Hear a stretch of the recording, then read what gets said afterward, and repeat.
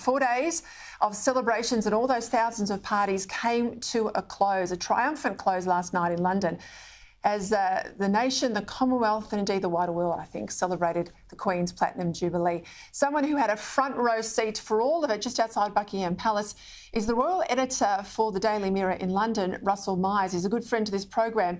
Russell, thank you for your time. I watched as much as I could. I thought it was just a magnificent, very British display all the way through from Trooping of the Colour. I missed the Queen in the middle, but, geez, it was wonderful to see her there last night. Well, good evening, Peter. Well, I just see an absolutely incredible 4 days of celebrations. I mean, a festival of colour, festival of light with the beacons lighting all around the Commonwealth.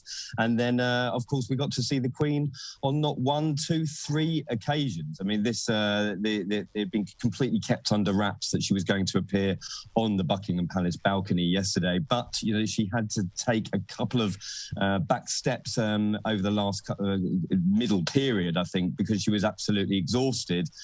But we got to see the future of the monarchy. And I think that is really, really important, that the Queen is still saying, I'm going to be around, I'm going to be still doing the job, but this is the family that are going to take you forward. And you're seeing Paddington Bear. We got a little treat from Paddington as well, which was fantastic. I think that the whole schedule of events was just wonderfully organised, and the British weather held off as well, so we didn't do too badly.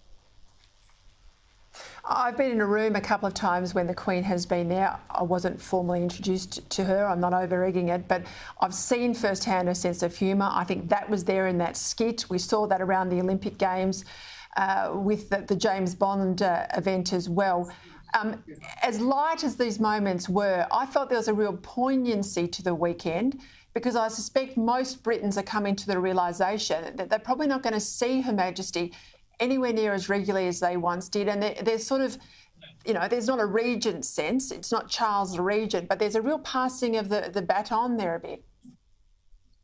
You're totally right, and I think I'd be very surprised if we see her in one of these balcony moments Trooping the Colour in the next few years. But definitely, I mean, Prince Charles has been taking on more duties, as have the other members of the family, Prince William, the Cambridges, and we also got to see their children as well. So you're talking about not in the future for the next generation, but for a couple of ones afterwards. So lots of poignancy. I mean, these things do not happen by accident. I mean, people at the palace always say that to me. Whether it's the colour of the flowers in the room recently as a tribute to Ukraine and the war that's going on there, whether it's the colour of the Queen's hat when the EU referendum was happening, these things are layered, and certainly there was an awful lot of poignancy, I thought, this over the last few days. And it was not only to